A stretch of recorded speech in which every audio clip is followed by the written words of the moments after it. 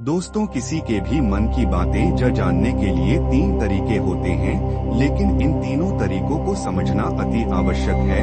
यदि आप इन तीनों तरीकों को समझ लेते हैं तो आप किसी के भी मन की बातें बड़ी ही आसानी से जान सकते हैं, समझ सकते हैं। तो चलिए इसे एक बुद्ध कहानी के माध्यम से समझते हैं कि किस तरह से आप दूसरों की मन की बातें जान सकते हैं, समझ सकते हैं। बहुत समय पहले की बात है, एक छोटा सा गांव था। उसे गांव में दो भाई रहा करते थे। बड़ा भाई अंधा था, जिस कारण वह हमेशा घर पर ही बैठा रहता था, और छोटा भाई खेती किया करता था। लेकिन खेतों में अधिक जानवर आने से पूरी फसलें नष्ट हो जाती थी, जिस कारण छोटा भाई बहुत परेशान हो चुका था। तभी उसे एक तरकीब सूझी। एक दिन उसने सोचा, खेतों में से इन जानवर को भगाने के लिए क्यों ना मैं अपने बड़े भाई की मदद लूं। वैसे भी बड़े भैया अंधे हैं। अगर वह खेत में बैठे रहेंगे और जानवरों की आहट आने पर वो उन्हें जोर से चिल्लाकर भगा सकते हैं, जिससे हमारी फसलें बच जाएंगी। इसलिए उन्हें मैं खेत में बिठा देता हूँ। यह सब सोच विचार करने के बाद उसने अपने खेत में ही एक छोटी सी झोपड़ी तैयार की और अपने अंधे भाई को इस खेत में बिठा दिया और उनसे कहा, भैया यदि कोई जानवर की आहट आपको सुनाई दे तो आप जोर जोर से चिल्लाना। यह सुनकर वो जानवर यहाँ से भाग जाएंगे और हमारी फसलें नष्ट होने से बच जाएगी। बड़ा भाई अपने छोटे भाई की बात मान लेता है और वो उसी दिन से खेत में ही रहना शुरू कर देता है। जब भी किसी जानवर की आहट उसे सुनाई देती तो वो तुरंत जोर जोर से चिल्लाना शुरू कर देता, जिससे वो जानवर उसके खेतों से भाग जाते। ऐसा करते करते कई दिन बीत चुके थे। तभी एक दिन उसके खेत में एक हिरण भागता हुआ आता है और वह खेत के बंद को तोड़कर वहां से भाग गया। लेकिन इस हिरण का पीछा करते हुए एक राजा भी उसे खेत में आ पहुंचे। तभी राजा की नजर उस अंधे भाई पर पड़ती है। राजा उस व्यक्ति से कहता है, देखो मैं यहाँ पर एक जानवर का पीछा करते हुए आया हूँ, क्या तुमने उस जानवर को यहाँ पर देखा है? इस पर वो व्यक्ति कहता है, राजन मैं तो अंधा हूँ, मैं भला किसी जानवर को कैसे देख सकता हूँ, लेकिन मैं आपको इतना जरूर बता सकता हूँ कि जो जानवर मेरे खेतों से होकर भाग गया है वो आपके लायक नहीं है। आप उसके पीछे अपना समय यूं ही बर्बाद कर रहे हैं। राजा उस अंधे व्यक्ति की बात सुनकर बड़ा अचरज में पड़ गया। वो ये सोचने लगा कि आखिर यह तो अंधा है, फिर इसे कैसे पता कि जिस हिरण को मैं तलाश रहा हूँ वह हिरण मेरे लायक है ही नहीं। यह अंधा व्यक्ति मुझे कैसे बता सकता है? तभी राजा उस अंधे व्यक्ति से कहता है, तुम मुझे झूठ तो नहीं कह रहे? एक तरफ तुम यह कहते हो कि तुम अंधे हो और दूसरी तरफ तुम ये भी कह रहे हो कि जो जानवर यहाँ से भागा है वह मेरे लायक नहीं है। इस पर वो अंधा व्यक्ति कहता है, राजा जिसे आप एक हिरण समझ रहे हैं, असल में वो एक हिरण नहीं है बल्कि एक हिरनी है, और वो भी गर्भवती है। और जहाँ तक मुझे ज्ञान है, मैंने कभी किसी राजा को किसी गर्भवती हिरनी का शिकार करते हुए नहीं सुना है, और इसी कारण मैं आपसे ये कह रहा हूँ कि वह हिरनी आपके लायक नहीं है। आप उसके पीछे अपना समय व्यर्थ ना करें। यह सुनकर राजा और भी अचरज में पड़ गया। वो ये सोचने लगा कि आखिर यह अंधा आदमी यह कैसे जान सकता है कि वो हिरनी है और गर्भवती है। राजा कुछ समय के बाद सोच विचार करने के बाद अपने सेनापति से कहता है, सेनापति जी मुझे वो जानवर जिंदा चाहिए, क्योंकि मुझे यह पता करना है क्या वह हिरनी है और क्या वह गर्भवती है। अंधा आदमी बहुत विश्वास के साथ कह रहा है और मुझे इस बात की पुष्टि करनी है। यदि वह हिरनी हुई और गर्भवती हुई तो वह हमारे शिकार के लायक नहीं है, क्योंकि हम तो एक हिरण का पीछा कर रहे थे। इसलिए जाओ और पता करो कि क्या वो हिरनी है। सेनापति राजा से आज्ञा लेकर आगे की ओर बढ़ चला और कुछ समय बाद जब वह वापस लौट कर आता है तो वह राजा को कहता है, राजन इस अंधे आदमी ने जो भी बातें कही हैं वो बिल्कुल सही हैं। वो एक हिरनी ही है और वह गर्भवती भी है। यह सुनकर राजा आश्चर्यचकित रह गया। उसे समझ नहीं आ रहा था कि आखिर अंधा आदमी कैसे पता कर सकता है कि वह जानवर एक हिरनी है और तो गर्भवती है। भला एक अंधा आदमी यह कैसे देख सकता है, यह कैसे जान सकता है, आखिर इसे यह कैसे पता चला? ऐसे कई सारे प्रश्न राजा के मन में उमड़ने लगे। अब राजा ने यह तय कर लिया था कि मुझे इस बात की तह तक पहुंचाना है कि आखिर ये अंधा आदमी कैसे जानता है कि वह जानवर एक हिरनी है।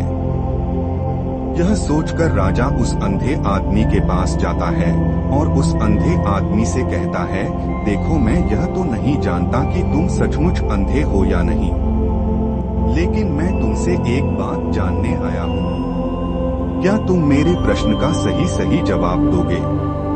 इस पर अंधा व्यक्ति कहता है, राजन आप जो कुछ पूछना चाहते हैं मुझे पूछ सकते हैं, मैं आपको बिल्कुल सच जवाब दूंगा। इस पर राजा कहता है, देखो एक तो तुम कहते हो कि तुम अंधे हो और दूसरी तरफ तुमने यह बता दिया कि जो जानवर का पीछा मैं कर रहा हूँ वह एक हिरनी है और वह गर्भवती भी है। आखिर तुम्हें यह कैसे पता चला? तुम्हारे खेत में और भी तो जानवर आते होंगे और भी तो जानवर यहाँ से गुजरते होंगे, फिर तुमने यह कैसे अंदाज लगाया? तभी वह अंधा व्यक्ति राजा से कहता है राजन आप जिस हिरनी का पीछा कर रहे थे वही हिरनी जब मेरे खेत में आई, उसकी रफ्तार और उसके भागने की आहट से मुझे यह एहसास हो चुका था कि यह एक हिरनी है और मेरे खेत की जो बंद है वह बहुत छोटी है, उसकी ऊंचाई ज्यादा नहीं है। यदि कोई हिरन होता तो उसे बंद को बड़ी आसानी से लांघ जाता, लेकिन वह हिरनी इस बंद को तोड़कर भागी है और यदि वह इस बंद को छलांग लगाकर निकलने का प्रयास करती तो इससे उसके बच्चे को खतरा होता और इसी बात से मैंने यह पता लगा लिया कि वह गर्भवती है। इस कारण बहुत ज्यादा ऊंची छलांग न लगाकर मेरे खेत की बंद को तोड़ते हुए भाग गई। इस पर राजा के मन में एक और प्रश्न उठा।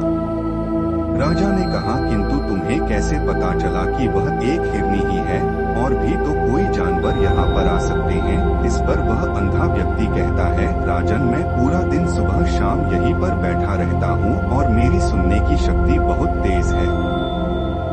मैं यह जान जाता हूँ कि कौन सा जानवर मेरे खेत में आया है और इसके आधार पर मैं जोर जोर से चिल्लाता हूँ ताकि वो मेरे खेत से भाग जाएं और मेरे खेत की फसलों को नष्ट न कर पाए। राजा उस अंधे आदमी का यह जवाब सुनकर पूरी तरह से संतुष्ट हो चुका था। वो मन ही मन यह सोच रहा था कि आदमी भले ही अंधा हो लेकिन ये तो बड़ा ज्ञानी मालूम पड़ता है, इस आदमी से कुछ न कुछ तो कम निकलवाना ही चाहिए। यह विचार करते हुए राजा वहां से वापस अपने महल की ओर लौट जाता है। राजमहल पहुंचने ही राजा उस अंधे व्यक्ति से कहता है, आप तो बड़े ज्ञानी व्यक्ति हैं, आपको किसी भी बात का पता बड़ी आसानी से चल जाता है। आज मैंने आपको यहाँ पर इसलिए बुलाया है क्योंकि मैं आपसे यह जानना चाहता हूँ कि मेरी पत्नी पतिव्रता है या नहीं। इस पर वो अंधा व्यक्ति कहता है राजन यह कैसा प्रश्न हुआ? फिर राजा कहता है, मैंने आपसे बिल्कुल उचित प्रश्न किया है, मुझे इस प्रश्न का उत्तर दीजिए। इस पर वो अंधा व्यक्ति कहता है, राजन ये सारी बातें जाने दीजिए, आपकी शादी को इतने साल बीत चुके हैं और अब आप यह बात क्यों जानना चाहते हैं? आपके मन में ऐसे प्रश्न क्यों उठ रहे हैं? इस पर राजा जिद करते हुए कहता है, देखिए आपको मुझे इस प्रश्न का उत्तर तो देना ही होगा। यदि आप मुझे इस प्रश्न का उत्तर नहीं देंगे तो मैं आपको मृत्यु दंड दे दूंगा। राजा के मुख से यह बात सुनकर वह अंधा व्यक्ति कहता है, राजन यदि आप इस प्रश्न का उत्तर चाहते हैं तो उसके लिए आपको मेरा एक काम करना होगा। राजा कहता है, बोलो मुझे क्या काम करना होगा? इस पर व्यक्ति कहता है, इसके लिए आपकी पत्नी को मेरे साथ कमरे में अकेले छोड़ना होगा। उस अंधे व्यक्ति की यह बात सुनकर राजा पहले तो क्रोधित हो जाता है, लेकिन फिर कुछ सोच विचार करने के बाद वह उसे व्यक्ति की बात मान लेता है और अपने सेनापति को आदेश देता है, सेनापति जी इस व्यक्ति को मेरी पत्नी को एक कमरे में कुछ समय के लिए अकेला छोड़ दे। सेनापति बिल्कुल वैसा ही करता है। अब राजा की पत्नी और अंधा आदमी एक कमरे में बंद हो चुके होते हैं। तभी वो अंधा आदमी राजा की पत्नी से कहता है, मुझे आपको छूना है। इस बात पर रानी अत्यधिक क्रोधित हो जाती है और उसे अंधे आदमी को वो पकड़ पकड़ कर पीटने लगती है, कभी हाथों से तो कभी लातों से तो कभी पटक कर। इस तरह से उन्होंने उस अंधे आदमी की खूब पिटाई की। उसके बाद किसी तरह से वह अंधा आदमी अपनी जान बचाकर वहाँ से भाग निकलता है और वह राजा के पास पहुँचता है और वह राजा से कहता है राजन, आपकी पत्नी पतिव्रता नहीं है। यह बात सुनकर राजा अत्यधिक क्रोधित हो उठता है और राजा अपनी तलवार निकालकर सीधा अपनी पत्नी की ओर जाता है और क्रोधित होकर वह अपनी रानी से कहता है, रानी जी, आज मैं जो भी सवाल आपसे करने वाला हूँ उसका मुझे सच सच जवाब दीजिएगा, और यदि आपने एक शब्द भी झूठ कहा तो मैं आपका अभी के अभी सर धड़ से अलग कर दूंगा। तभी आगे वह राजा कहता है, मुझे बताइए क्या आप पतिव्रता हैं या नहीं। इस पर रानी कहती है, राजन, आप भले ही मुझे जान से मारवा दीजिए लेकिन मैं पतिव्रता नहीं हूँ। राजा यह बात सुनकर बहुत खुश हुआ, क्योंकि उसे अंधे आदमी ने जो भी कहा था वह बिल्कुल सच था। यह बात सुनकर तुरंत ही राजा उस आदमी के पास पहुंचता है और आकर उसे अंधे आदमी से कहता है, तुम्हें कैसे पता चला कि मेरी पत्नी पतिव्रता नहीं है। इस पर वह अंधा आदमी कहता है राजन, बड़ी सीधी सी बात है, मैंने तो आपकी पत्नी से बस इतना ही कहा था कि मुझे आपको छूना है। और इस बात पर वह इतना क्रोधित हो उठी कि उन्होंने गुस्से में आकर मुझे लात गस से शुरू कर दिया। और भला कोई औरत किसी और मर्द को कैसे हाथ उठा सकती है, लेकिन उन्होंने ना आग देखा ना टाप, बस लात घूस मुझ पर बरसाने शुरू कर दिए। वह भी तो एक छूना ही हुआ, और एक पतिव्रता नई कभी भी पराये मर्द को नहीं छूती। जब मैंने उसे छूने के लिए कहा था वह उस वक्त मुझे मना कर सकती थी, लेकिन उन्होंने तो मुझे पीटना शुरू कर दिया और देखते ही देखते उन्होंने मेरे पूरे शरीर को छू लिया। अब आप ही बताइए, ऐसी स्त्री भला पतिव्रता कैसे हो सकती है। इस पर राजा कहता है, तुम तो बड़े ज्ञानी मालूम पड़ते हो। अच्छा ठीक है, चलो तुम मेरे एक प्रश्न का और जवाब दो। यदि तुमने मुझे इस प्रश्न का सही सही जवाब दे दिया तो मैं तुम्हें यहाँ से जाने दूंगा। आगे राजा उस अंधे आदमी से कहता है कि तुम मुझे यह बताओ कि मैं सच में अपने पिताजी का ही बेटा हूँ या फिर किसी और का। इस पर वह अंधा कहता है, राजन, इस बात से आपका क्या लेना देना, आप किसी की भी औलाद हो, आखिर आप हैं तो इस राज्य के राजा, इसलिए इस प्रश्न को जाने दीजिए।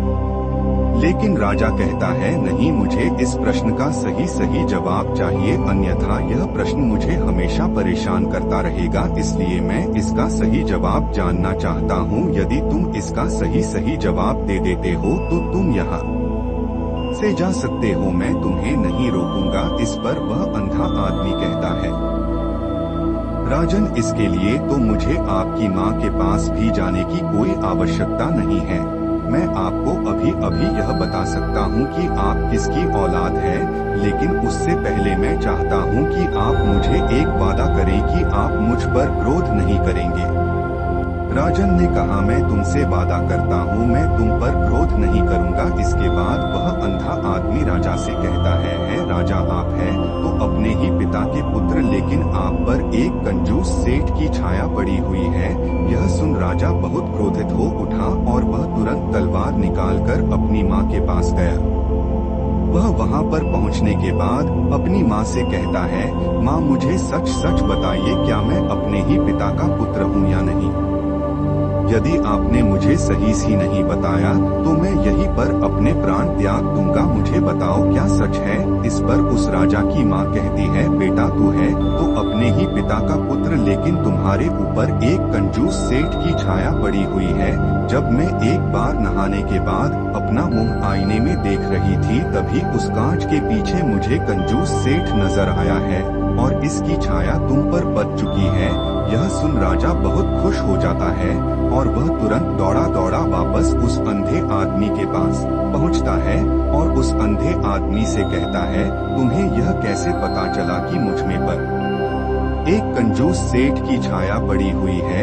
इस पर वो आदमी कहता है, राजन, आपने मुझसे कई सारे सवाल पूछे जिनका जवाब मैंने आपको सही सही दिया है। यदि कोई और राजा होता तो मुझे इसके बदले में बहुत सारे इनाम मिल चुके होते, लेकिन अब तक आपने फटी कौड़ी तक नहीं दी है। इस बात से ही मैंने अंदाज लगा लिया था कि आप बहुत कंजूस हो। यह बात सुनकर राजा जोर जोर से हंसने लगा और कहता है कि आप जो भी मांगेंगे वो हम आपको अवश्य दूंगा।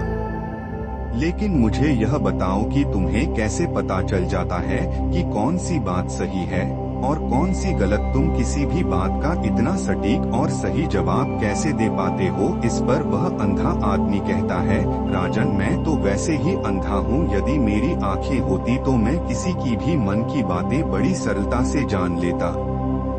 मन की एक भाषा होती है और यह भाषा मनुष्य के शरीर के व्यवहार के रूप में अच्छी जा सकती है। उसकी आंखों से, उसके होठों से, उसके काम करने के तरीके से, उसकी क्रियाओं से पता किया जा सकता है कि उसके मन में क्या चल रहा है। उसके आधार पर हम किसी के भी मन की बातें जान सकते हैं।